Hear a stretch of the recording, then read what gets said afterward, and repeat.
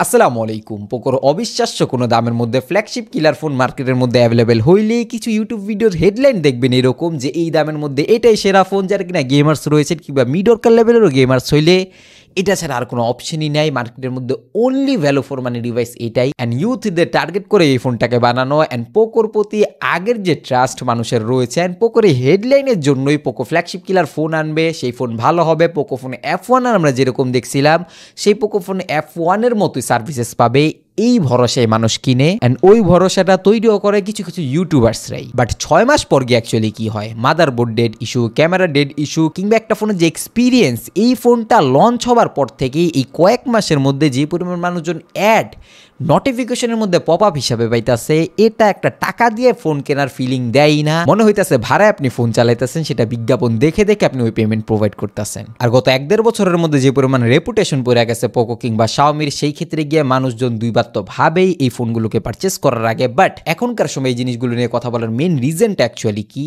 সেখানে এই ফোনটাকে তো আমরা ইগনোর করলেই পারতাম, বাট না, যেই দামের মধ্যে এই ফোনটা পাওয়া যাচ্ছে অ্যান্ড যেইভাবে টাইটেল ইউজ করতেছে কিছু কিছু ভিডিওসের মধ্যে অনেকে, কিছু মানুষ এখনই এটাকে পোকো F1-এর সাথে তুলনা করে মনে করতেছে যে ওই ধরনের একটা রেভলিউশনারি কোনো ফোন থাকবে যে এই দামের মধ্যে অন্য কেউ প্রোভাইড করতে পারতেছে না। ইভেন দো ফোনের যে কোয়ালিটি কন্ট্রোল রয়েছে ওটা প্রপারলি হয়েছে, অ্যান্ড এটা এই দামের মধ্যে অনলি সেরা ফোন, যে কেউই কিনতে পারে। ব্যাপারটা এরকম না।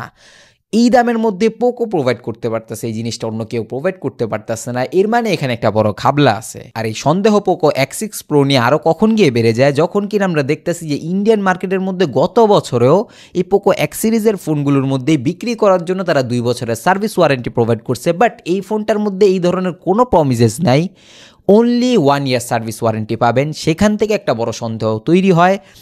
অ্যান্ড আনঅফিসিয়ালি আমাদের দেশের মধ্যে এই ফোনগুলো কেনার পর কীরকম সার্ভিস পাবেন আপনারা ধরে রাখেন অ্যাকচুয়ালি।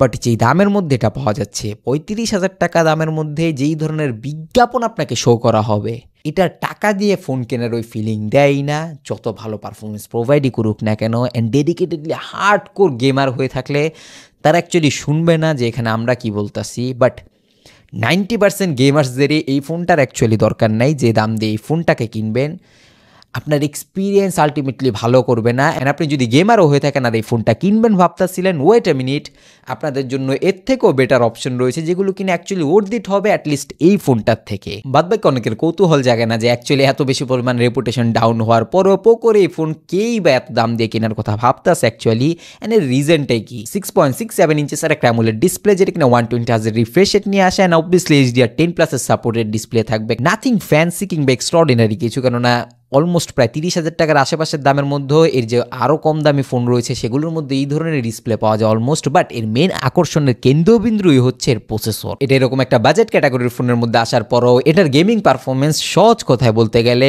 কোয়ালকম স্ন্যাপড্রাগনের এই 8 জেনারেশন 2 যে প্রসেসরটা রয়েছে, যে প্রসেসর দিয়ে আসা ফোনগুলোর মিনিমাম দামই 60-70 হাজার টাকা থাকে, সেই দামের ফোনের থেকেও ভালো পারফরমেন্স প্রোভাইড করার ক্যাপাবিলিটিস আছে। অ্যান্ড পোকোর ফোনের মধ্যে কীরকম করবে এটা নিয়ে তো সন্দেহ থেকেই যায়, বাট প্রসেসরের ক্যাপাবিলিটিস নিয়ে কোনো সন্দেহ নাই, এটা মাস্ট বি মানতে হবে। অ্যান্ড এই দামের মধ্যে এটা shut up and take pay money type deal শুধুমাত্র এই জন্যই হয়ে থাকে, আর কোনো কারণ না। বাদবাকি ক্যামেরা ক্যাটাগরির মধ্যে প্রসেসরের ভালো ক্যাপাবিলিটিস থাকার কারণে রেজাল্টের দিক দিয়ে ভালো রেজাল্ট পাওয়া যাচ্ছে, এটা মানতেই হবে। 64 মেগাপিক্সেলের প্রাইমারি ক্যামেরা, স্পেকের দিক দিয়ে নাথিং ফ্যান্সি কিছু, বাট চলনসই ক্যামেরা বলা যায়। গেমিং ফোনের মধ্যে মানুষ ক্যামেরাও চায় না খুব বেশি একটা, এটা নিয়ে কোশ্চেন করার কোনো বিষয় থাকে না। 8 মেগাপিক্সেল একটা আল্ট্রাওয়াইড ক্যামেরা, বাদ বাকি 2 মেগাপিক্সেলের ম্যাক্রো ক্যামেরা যেরকম সবসময় থাকে। 16 মেগাপিক্সেলের সেলফি ক্যামেরা দিয়ে 1080p 30 FPS এ ভিডিও শ্যুট করতে পারবেন, শুধুমাত্র প্রসেসরের ক্যাপাবিলিটিসের কারণে মোটামুটি চলনসই ক্যামেরা বলা যায় অ্যাকচুয়ালি। অ্যান্ড ডুয়েল স্টেরিও স্পিকারসের সাপোর্ট থাকলেও এখানে 3.5mm জ্যাকপোর্ট নাই। 5000 mAh ব্যাটারি অ্যাজ ইউজুয়াল সবসময়ের মতো রয়েছে। 67 ওয়াটের একটা চার্জার, যেটা কিনা এখনকার সময় অ্যাভারেজ হয়ে গেছে এই দামের মধ্যে actually. But the thing is, যারা কিনা সেম বাজেট ক্যাটাগরির মধ্যে গেমার রয়েছে তাদের জন্য অপশন কি এই বাদে? আমি বলবো যে এই বাজেট ক্যাটাগরির মধ্যে নতুন ফোনের কথা মাথায় রেখে পোকোর ফোন না কিনে, এটা নতুন ফোনের ফিলিংও দিবে না, অ্যান্ড এটার উপর রিলেও করা যায় না খুব বেশি একটা, কেননা 6 মাস পর পোকোর ফোনের ক্ষেত্রে কী হয় আমরা কম বেশি অ্যাকচুয়ালি জানি। অ্যান্ড ডেডিকেটেডলি গেমারদের জন্য আইকুনিও 7 Pro যে ফোনটা রয়েছে ওটা আমাদের দেশের মধ্যে যদি নতুন কেনা সম্ভব হয় সেই ক্ষেত্রে ওটা বেস্ট অপশন এখনকার সময়। 45,000-এর মধ্যে পাওয়া যায় অলমোস্ট।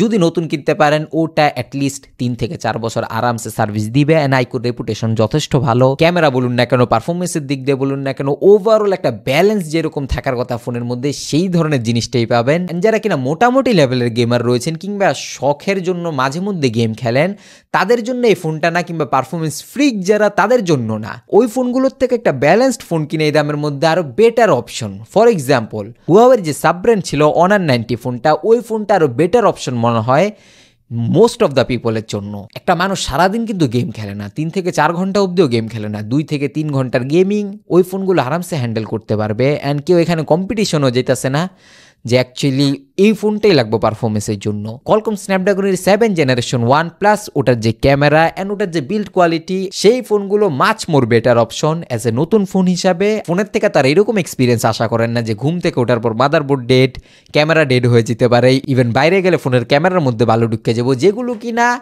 রেগুলার সমস্যার মধ্যে পড়ে গেছে পোকো ইউজারদের জন্য। অ্যান্ড অলমোস্ট 80% মিডল লেভেলের গেমারদের জন্য সেম বাজেট ক্যাটাগরির মধ্যে আরও অন্যান্য অনেক ব্যালেন্সড ফোন রয়েছে যেগুলো কিনা 3 থেকে 4 বছর আরামসে ইউজ করা যাবে।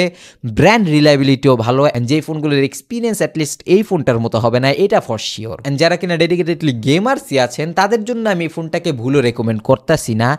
তারা এনি ডে যে কোনো সেকেন্ড হ্যান্ড ফোন পারচেস করতে পারবেন। আইকুনিও 7 প্রো আছে, ইভেন তো কিছু টাকা অ্যাড করলে আপনি নতুন কিনতে পারবেন, যেটার উপর যে পরিমাণ রিলাই করতে পারবেন সেই ক্ষেত্রে গিয়ে ওটা লং টার্মে গিয়ে ওর্থ হয়ে যায়।